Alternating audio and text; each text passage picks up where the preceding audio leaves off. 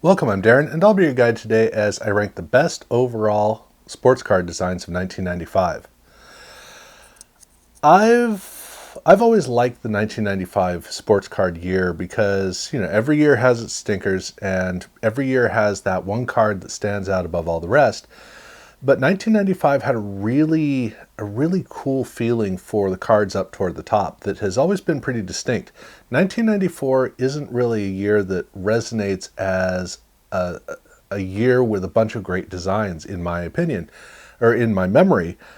But when I look at the designs, I'm always surprised at how many really good designs in 1994 came out because it just isn't something that really resonates so much in the echo chambers in the back of my head. 1995 does.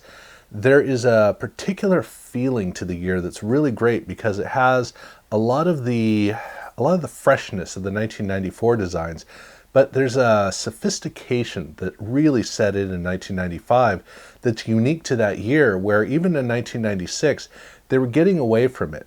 So 1995 has a very particular look that is one that I've always loved. And looking through the designs here on this list, all 8 of them, the top 5 and the 3 honorable mentions, basically is just a reminder of what I loved about card collecting in 1995. And the top 5 cards, I could pretty easily interchange them. I mean, number 1, I'm pretty comfortable with. The other 4, I could move back and forth because that's kind of the quality of a lot of these card sets, is that it's not that they look the same as much as they all have a similar power to them, a similar strength. So that's what I find is really fun about going through all of these cards. But I will say that there is one card on this list that is here not because it's a great card as much as it's a card that I can't help but respecting, which is SP for basketball.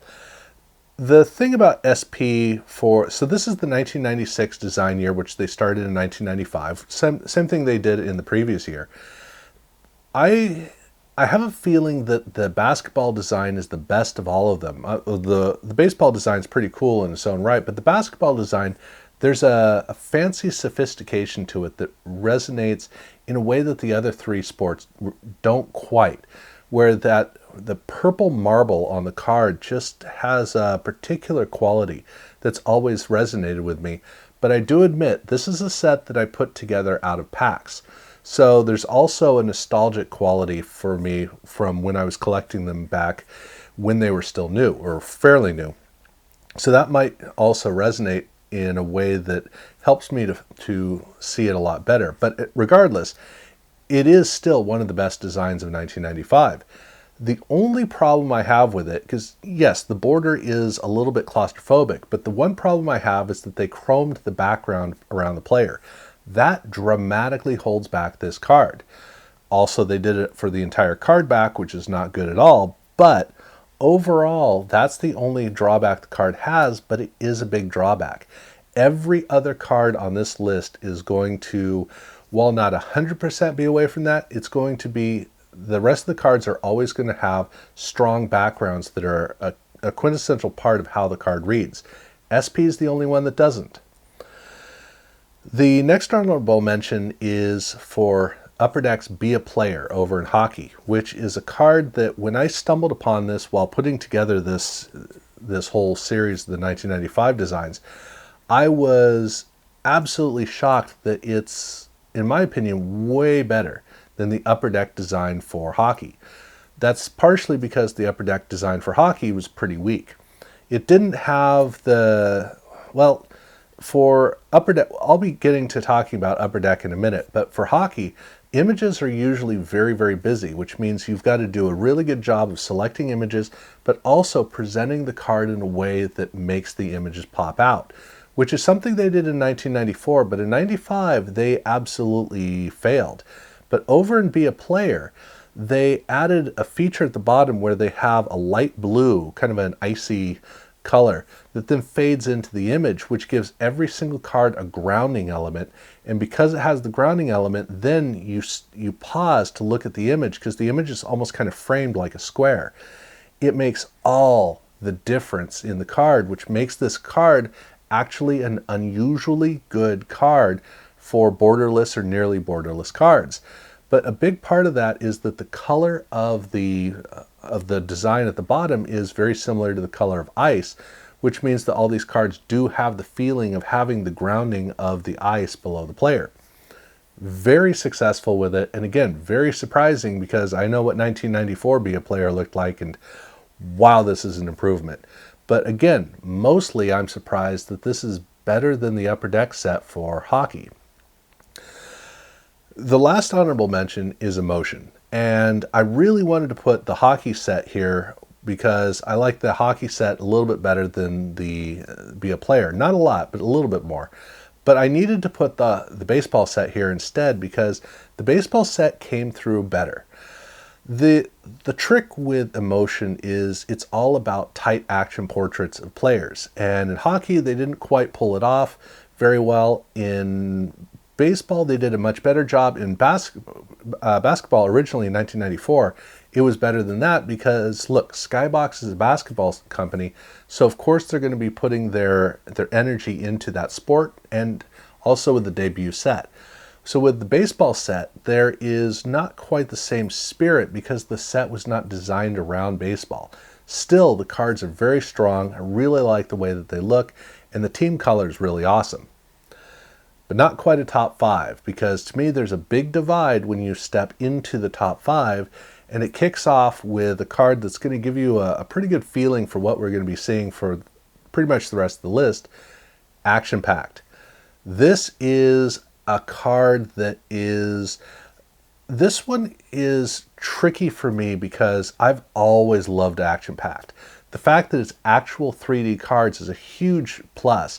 And then the thickness of the cards, that unusual quality always makes it stand out, the rounded corners. It's really awesome when they're on point, but in 1993 and in 1994, they were not at all on point.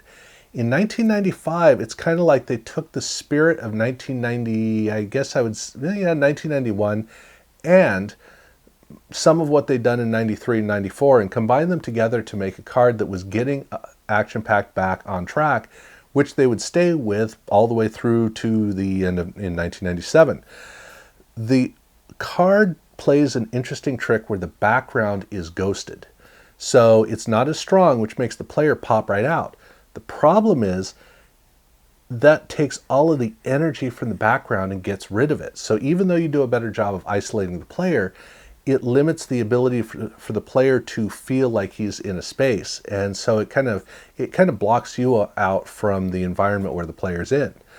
I also have to acknowledge that while I absolutely love the particular look of the gold foil for the player name, and then having a floating helmet on there is pretty awesome as well, that's the problem. They're floating.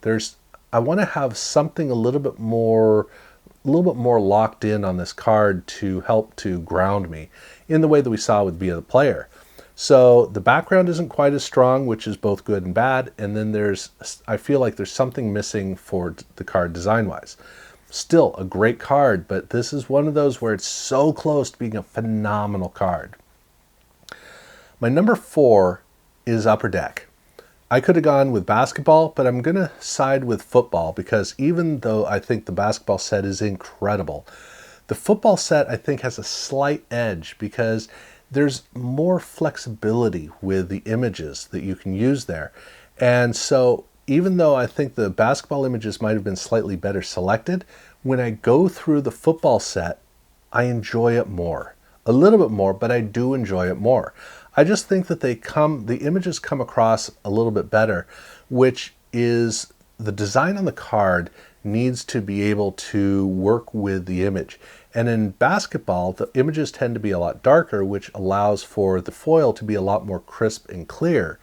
But actually over in football, I like the fact that it's not as overly dominant, where it's really the Upper Deck logo that stands out the most for me on the cards.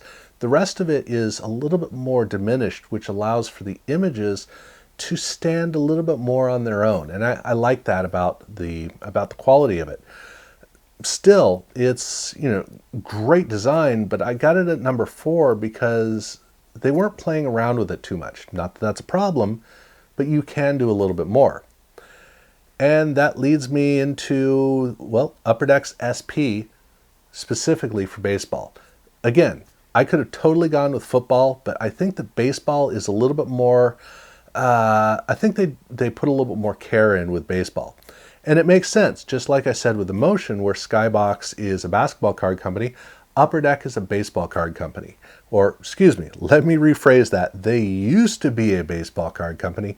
That was always their home base, where they really fell back into. And so for the 1995 SP design, the 95 design, which for basketball would be 94, they did a better job with the images, I think, a little bit more. I was blessed. I got the opportunity to rip an entire case of these packs.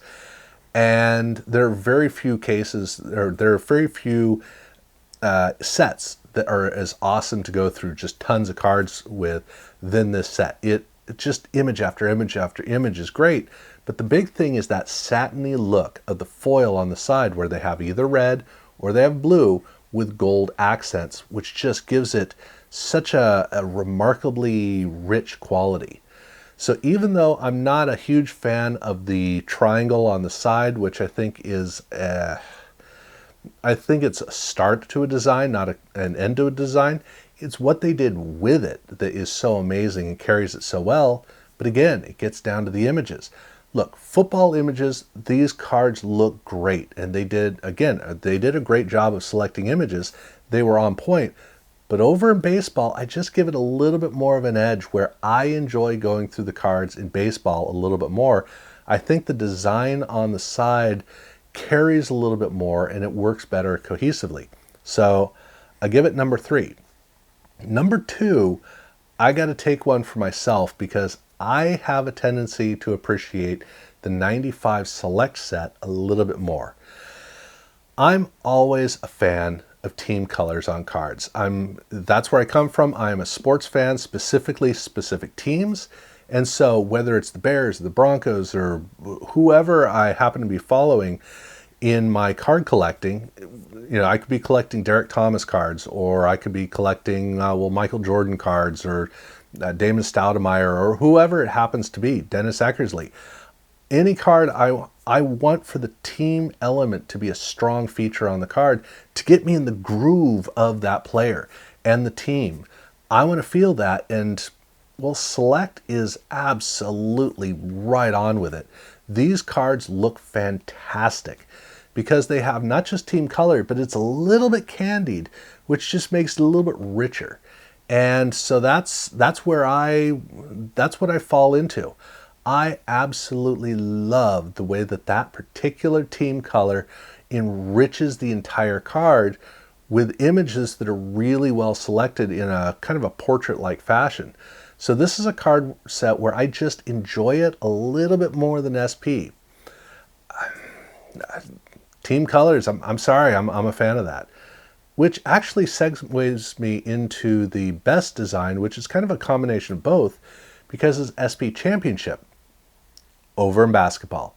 And this card to me is one of the all-time great cards. Now, I don't consider it to be a top 5 or necessarily even a top 10. I don't know where this would rank overall, and at some point, when a couple of years from now, when I finally get all the way through to 2000, I plan on sitting down and trying to figure out what I consider to be likely the best card design of all time. This will be in the discussion, probably not in the running, but oh boy, do I love these cards. I mean, I really, really do love these SP Championship cards. They have always kind of puzzled me because these are actually the cheaper cards to SP, but the design's so much better. It's not really a 95 design, it's more of a 96, 97 design.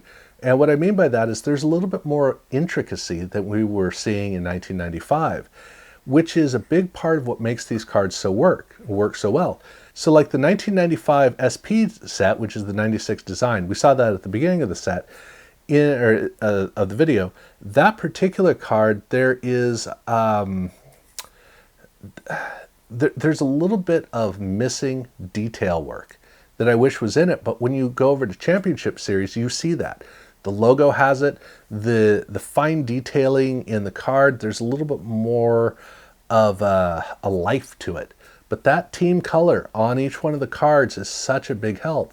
but you'll also notice that the background is not chromed as much as it's almost like a brushed metal type of a look. It is a hybrid between the two, but it's strong, it's clear. So the player is in his environment, but he is not inhabiting the environment. He's still isolated. Basically, I look at SP Championship and I go, see, that's the grown-up version of SP. It's almost like it was the first SPX. The first time where they took SP and said, oh, you know what, if we really put some care into it, we can make this card even better, and that's what SP Championship is. To me, I look at this card and I just go, that's the top. That I can't see anything better than that for 1995. Absolutely love it. So yeah, that is my list of the top designs of 1995. Do take the time to let me know in the comments below about your take on this. If you think that there is a design that I should have had on here that I didn't, please let me know. I'd love to hear your take on it. Tomorrow I will be doing the image poll, so you can vote on which one you think is the best. If you haven't subscribed, please do so, and thank you very much for watching.